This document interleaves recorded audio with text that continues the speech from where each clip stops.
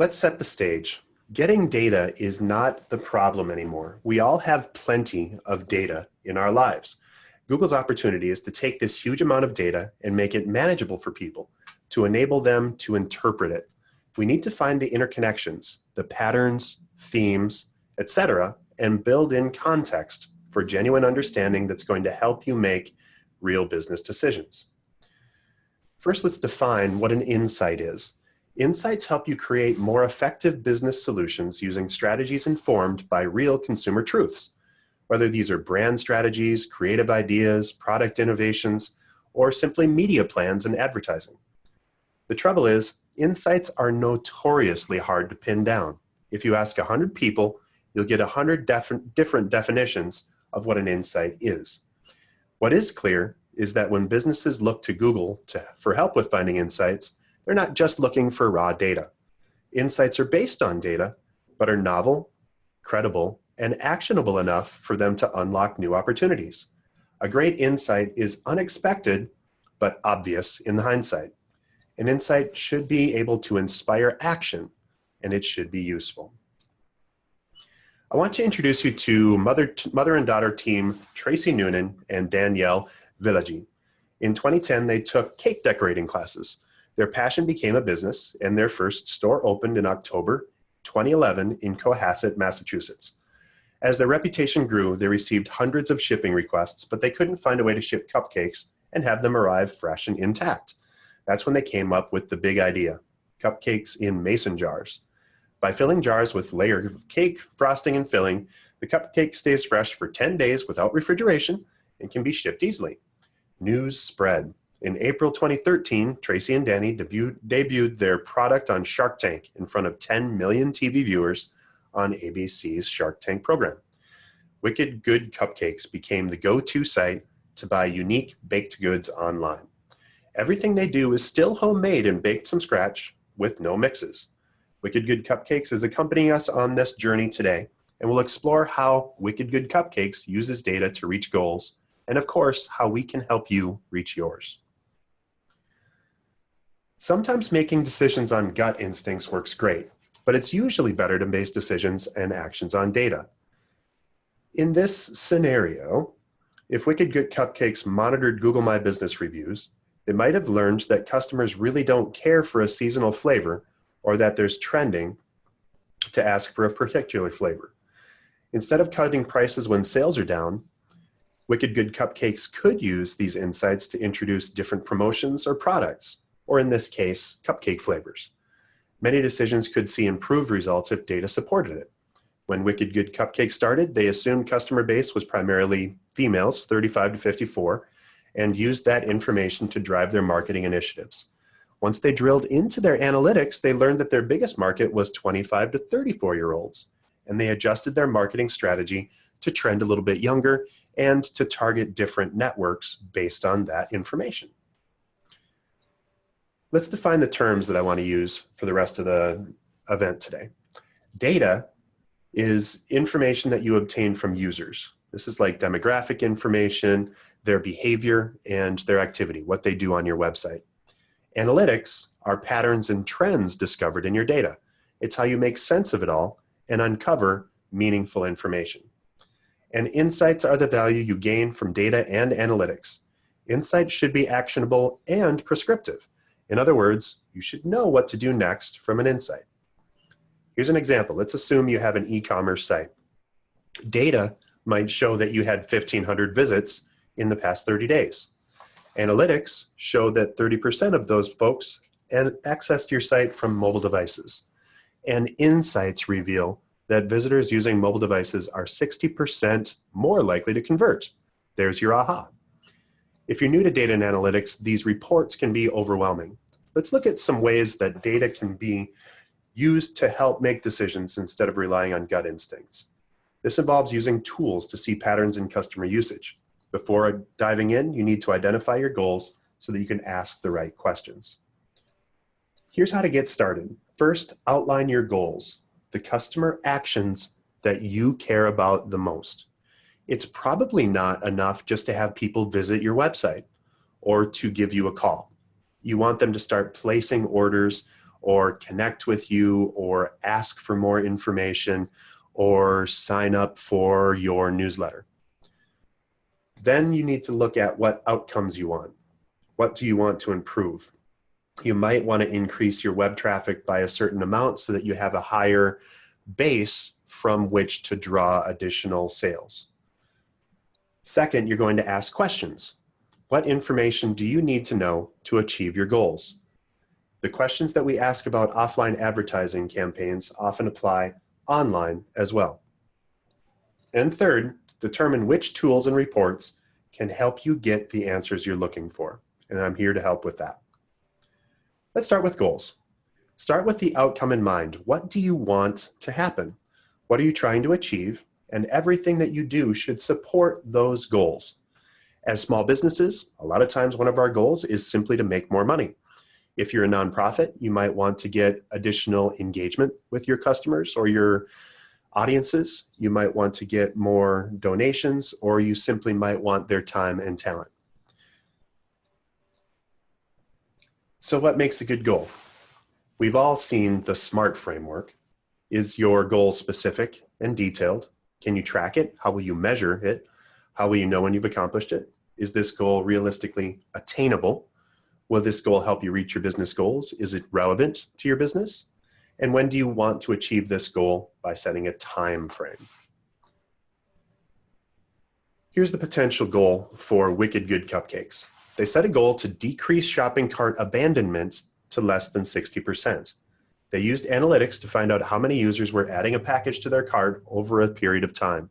They compared that to a total number of transactions during that same time period to measure how many people left the shopping cart or abandoned it before they purchased. As time went on, they made modifications to the checkout process to decrease the number of abandons. And with each incremental change, they reviewed their numbers to see the effect. Ultimately, they weren't able to drive cart abandonment to less than 45%, but they're working on it. Different sites have different goals. You might want more online orders. You might want more lead generation or engagement, whatever it is that's going to help you drive additional business to your business. So let's take a look at your goals. Just write down what you're trying to accomplish in your business. You might be looking for leads, appointments, online sales, more phone calls, foot traffic, more downloads, and just take a minute and write these down. You're going to want to keep these goals handy for the rest of the workshop. So again, I'll set here for a minute, and then if we can get the team at the chamber to just tell me if we're all good, we'll move on. But I want to set aside, specific, measurable, achievable, realistic, and time-based goals for your business. Think about what you can do either on the web or somewhere online to help you grow your business. And I'll set for 30 seconds.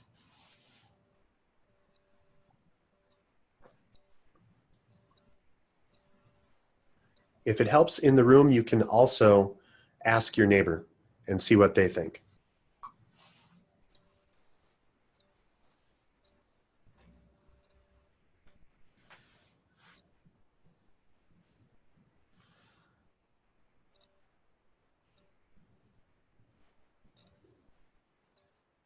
Perfect. If we have a SMART goal, we're good. If you don't have a SMART goal and you happen to be listening to this after the effect or after the event, you can just hit pause and keep writing down until you get going.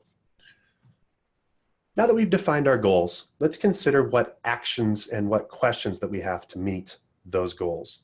Let's look at some examples of questions to ask to help you get the answers that you need. The framework you see on the screen right now represents the stages of a business's relationship with their customers. You ask questions and use those answers to move customers through these stages. First, reach customers with methods like advertising, organic search, social media, and offline promotions. After they arrive, you need to engage them. Can they find what they're looking for? Are they getting what you promised in your reach questions? Then it's conversion time. The goal is to help visitors complete important actions on your site. For example, they might simply buy a cupcake. or submit a form with a question about a custom order, sign up for a newsletter, and much more. Ultimately, you want to sustain long-term relationships. That is, get customers to return. This could be a rewards program, an email newsletter, simple calls to your customers, etc. To recap, reach questions ask, how do my customers find me? Engage questions ask, what do they look at and engage with? Convert questions ask, do visitors become customers? Sustain questions ask, do my customers return? We'll be coming back to these phrases throughout the rest of the workshop. We're going to look at some questions you can ask about your business at each customer engagement phase. Let's start with reach. Think of reach as the people you want to visit your website and become your customers. Reach questions help you understand brand recognition and awareness and how people find you online. If we're going back to Wicked Good Cupcakes, their hypothetical goal was to establish a new range of increasing online orders by 10% this month. So they might ask, how do people find me online? If customers can't find your business, they can't place those online orders. What other reach questions might you ask for your business? Next, engage. Engage questions involve discovering how or if people who find you interact with your site. Do they navigate to more than one page on your site? Do they watch your videos? Do they search for things on your pages? Do they download a PDF spec sheet? Or do they look at your menu? There's lots of other engaging questions that you can ask. It all comes back to how are they finding you and what's capturing people's attention. Conversion turns site visitors into paying customers. Convert questions help you find out how or if those conversions happen. Once people find you online, do they take some other action? Do they purchase on your website? Do they sign up for a newsletter, schedule an appointment, or call now? To meet their goals, Wicked Good Cupcakes asks, how many online orders did we receive last month? Sustain questions turn customers into loyal customers. That continues to interact with your business. Sustain questions help you understand what customers say about you online. Do they like your products and services? What did they wish you did better? What customers or other people influence them? To meet Wicked Good Cupcakes goals, they might ask, what are people saying about our business online? What other sustain questions could they ask? They could perhaps ask, what kind of a coupon would get people to come back for more? Could we use a buy one, get one to keep people coming back? Or could we do a refer a friend promotion to keep growing our business? So now that we've covered these questions, let's talk through tools that we can use to answer those questions. We have our goals, and what can we do now? First, you can go to Google Analytics to see exactly what's happening as people visit your site. If their goal is to increase online orders this month by 10%, Wicked Good Cupcakes would probably want to know what traffic sources are bringing them the most visitors. Simply go to google.com/analytics to check out Google Analytics for yourself. This is a free tool and one of Google's most popular website tools that helps you better understand customer experience.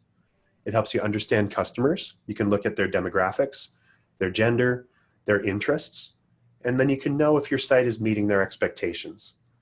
You can understand the behavior of people on your site, what pages they visit, and how long they stay on your website.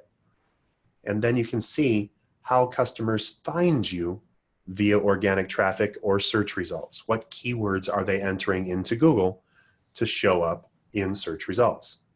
You can track and record your goal completions. In Wicked Good Cupcakes example, they simply want to increase their online orders by 10% this month, so that's what we're going to reach and search against. Google Analytics can help you answer all of the big questions, reach, engage, and convert about your business, including how do people find my site, what do customers interact with once they find me online, and what demographics visit my site the most, who is driving the most traffic. Google Analytics can seem complex and daunting. There are a million ways to mix and match segments to produce reports. This is an overview of everything that you can do to mix and match inside of reports. Real-time reports show the impact of marketing efforts in real time. Immediately and continually, you can monitor the effects of campaigns and site changes. For example, if Wicked Good Cupcakes had a radio promotion, or if they were doing some live event, they could see how many people were actually visiting at the exact moment that they ran that ad. Conversion reports. Conversions are the completion of an activity that is important to the success of your business, like a sign up for your email newsletter, or of course, a purchase. You can use these conversion reports to see how all of your channels work together to create sales. Audience reports provide insights into characteristics of your users, such as their demographics, their interests, where they are physically, the language that they speak, their behavior, the technology that they're using, and even the devices that they're using to visit you. Acquisition reports provide a window on your user's acquisition behavior conversion, or ABC cycle. Basically, how you find users, their behavior on the site, and what they do when they convert into customers or whatever you need them to do. Finally, behavior reports tell you how behavior varies between new and returning customers to your website. Real time shows impact of marketing efforts in real time. Immediately and continuously, you can monitor the effects that campaigns and site changes make. Here are a few highlights of the ways you might use real-time reports. You can determine if a new and changed site content piece is being viewed. You can determine if one-day promotions are driving traffic and which pages those people are viewing after they get to your site. You can monitor immediate effects on your site traffic from a blog or a social post. You can monitor completions as you test site changes. And because of the appearance on ABC Shark Tank, Wicked Good Cupcakes have had benefits of many other TV and radio appearances. When these occur, it can be difficult to measure how many traffic spikes would happen on the site. That information allows them to prep for possible site traffic spikes and forecast potential orders. From the beginning, they used real time to measure the traffic spikes as TV or radio appearances were running. As they collected historical data, they were able to compare it to a number of orders while factoring in how many viewers for that particular show. Now they can accurately predict how many orders to expect, the traffic spike to expect when they have an upcoming TV or radio appearance based on the size of their audience. Conversion reports. Conversions are completions of an important business activity, like a purchase or a lead. Wicked Good Cupcakes uses conversion reports quite a bit. When they make a change to their site or their products, they want to make sure it has a positive impact on purchases. They don't want to guess. They grab a report for a recent period, last month or so, make the change on their site, and see how that change affects or doesn't affect the conversion percentage and the average order value. Audience reports provide insight into characteristics of your users, such as demographics, interests, where they are, language and behavior, technology and devices. Business owners often have preconceived notions about who their audiences actually are. Wicked Good Cupcakes initially assumed that their target audience was women ages 35 to 54. The information that they received, however, inside of the usage reports was that their biggest market was actually 25 to 34-year-olds. This helped them to change their marketing strategy, and they went a little bit heavier on younger networks like Instagram versus Pinterest. Acquisition reports provide a window on users' ABC, acquisition behavior conversion cycle. Basically, how they acquire users, what they do on the site, and what they do to convert.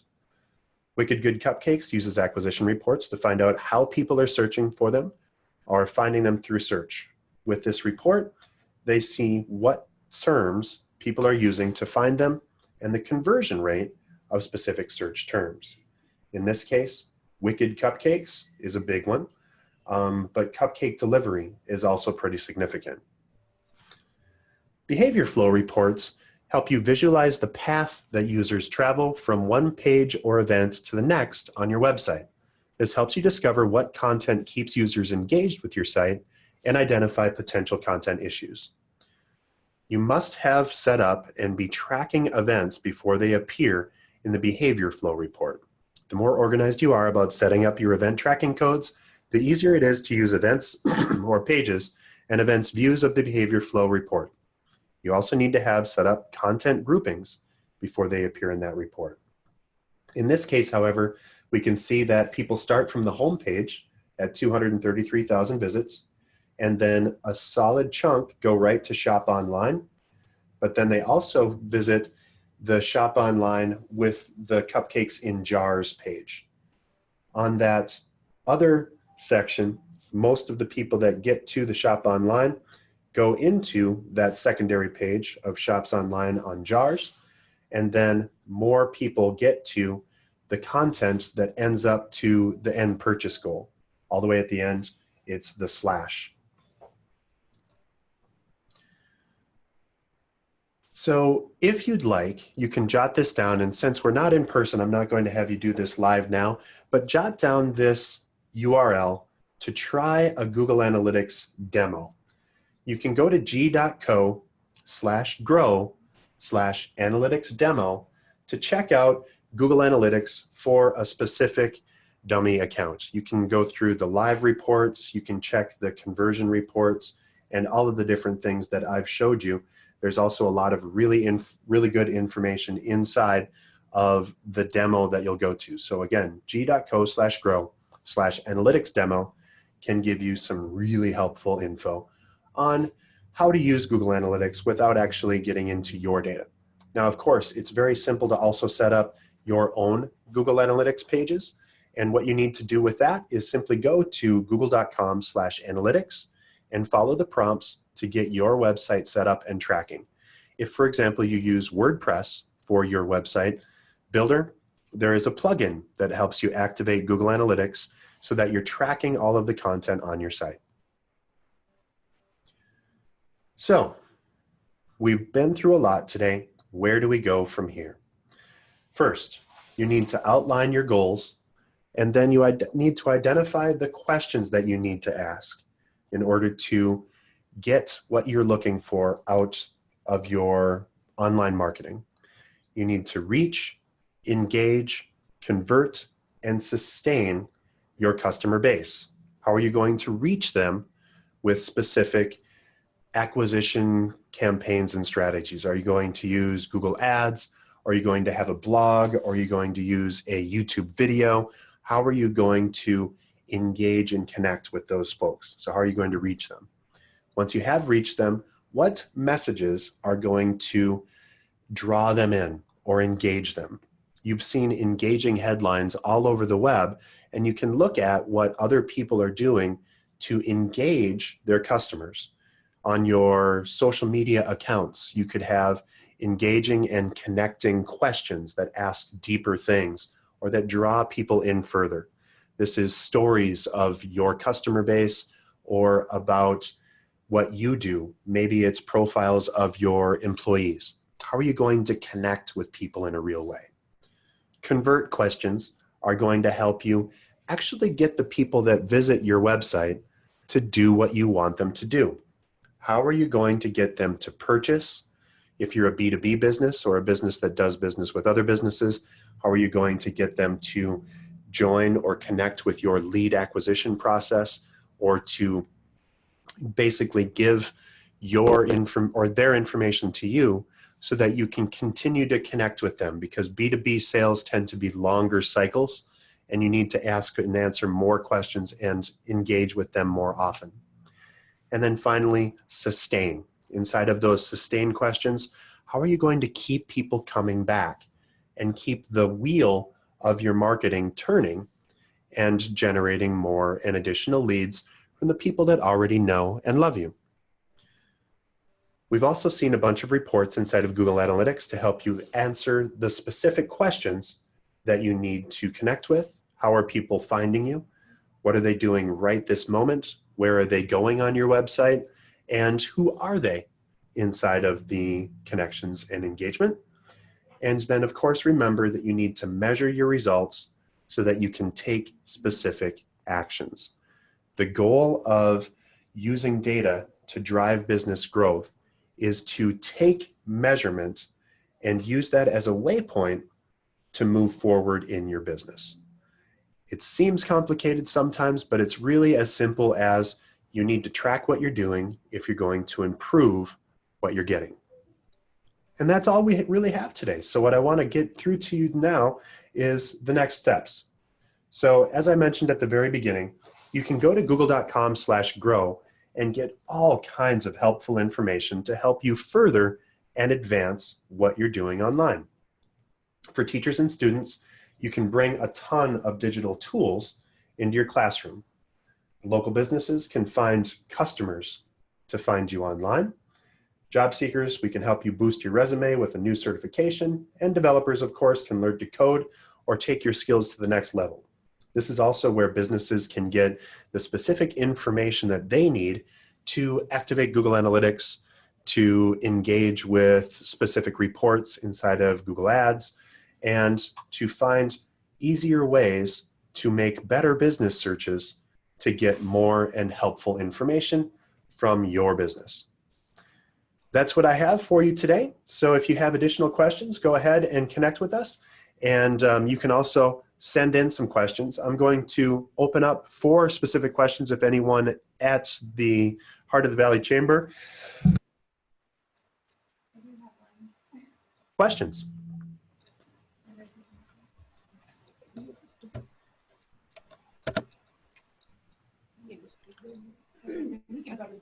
Can you hear me? Yep, I can hear you just fine.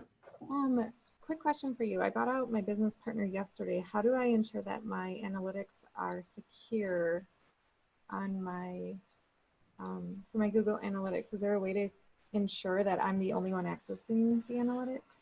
The best way to do that is to make sure, and the question was, if I've changed the management structure, or if I want to manage or secure the analytics of my website, how can I make sure that I'm the only one that sees it? The easiest way to do that is to go into the users section of Google Analytics and make sure that only you have access, or the people that you've actually allowed to see your Google Analytics. So you might have some employees that still should have access. Inside of the users section, you can set managers, owners, and business information managers. So you can limit and or remove everyone but owners. And if you're the owner of that page, it's a simple thing to remove managers. If there's only one login that you were both using, I would encourage you to change either the owner account to something that you personally maintain, or simply to change the password on that manager account so that they can't get access to that.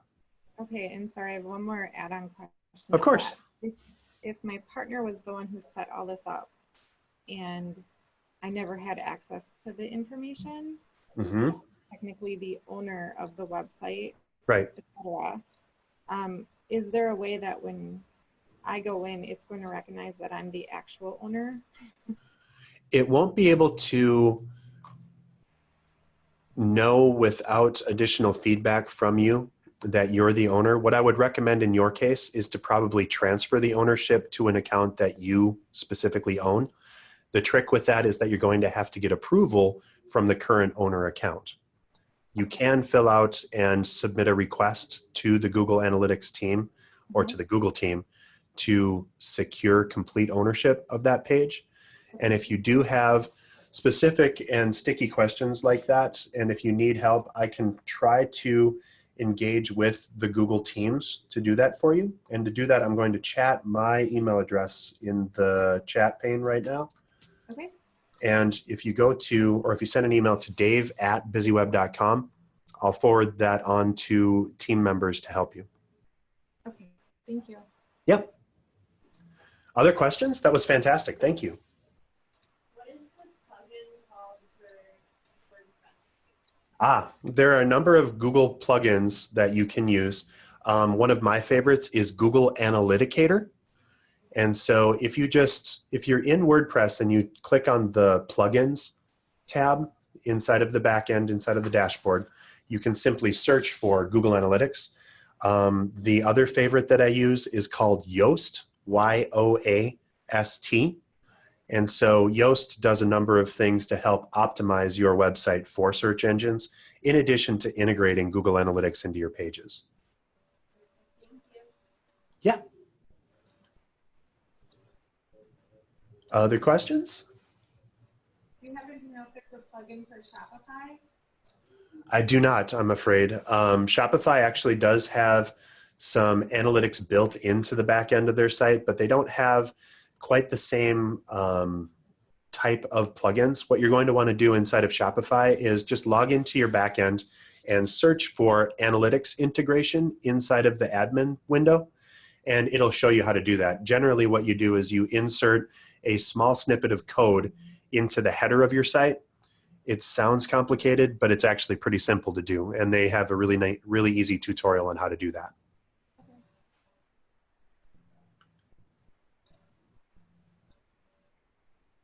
Cool.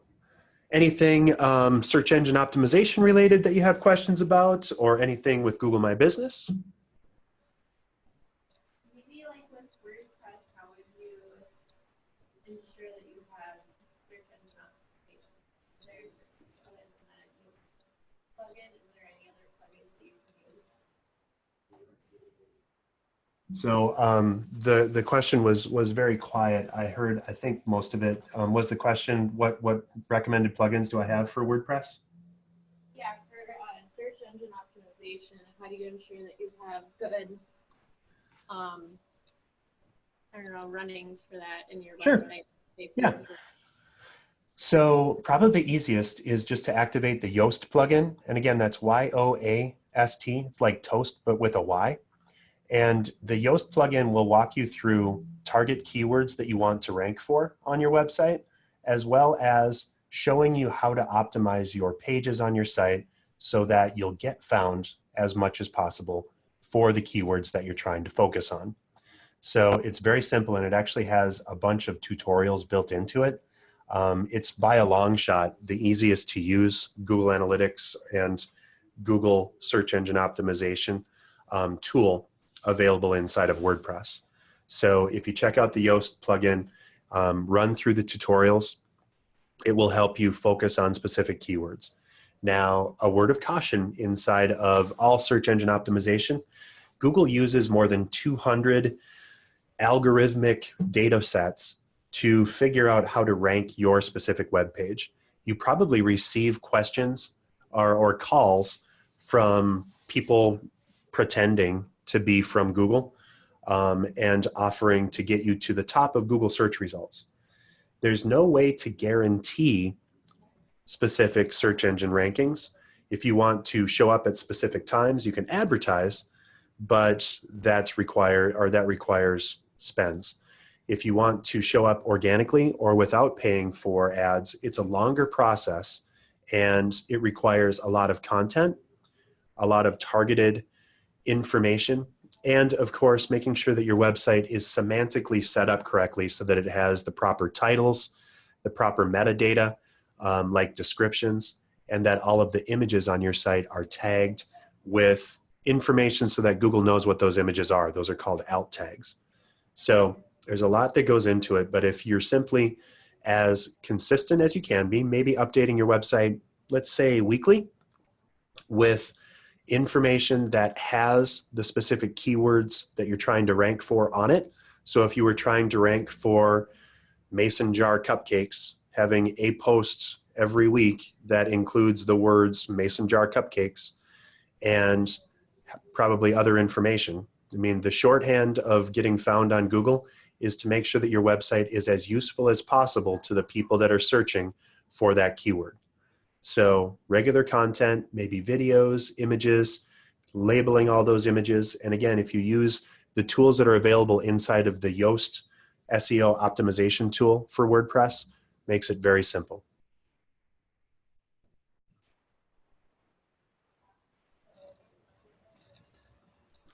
Excellent. Anything else? Do you want to go over that last part again? You cut out at images, you lost connection there for a little bit. So I don't Oh, know. goodness. Yep, for sure. So in general, just make sure that your website is as useful as possible for the people that are trying to find you online. So you need to have the right keywords on your website, and your website needs to be updated regularly, and it needs to be as easy for Google to find that information as possible. So using the tools like Yoast's Content Optimizer for WordPress, you can specify the keywords that you want to rank for, make sure that you have content on your website that matches those keywords, and that you're consistently updating your site so that it's recent, it's relevant, and it's information rich, so that you've got as many match points or matches when people are searching to the keywords that you're trying to get found for.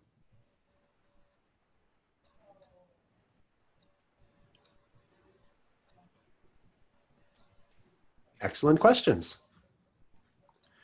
Well, thanks everyone. And again, I will email the chamber with the URL of the YouTube video so that you can watch this after the effect or after the event and rewind. So if you have specific things that you wanted to hear about, or if you wanted to go back through this SEO conversation that we just had, you can by all means revisit that. This is going to be out on my YouTube channel for at least the next couple of months.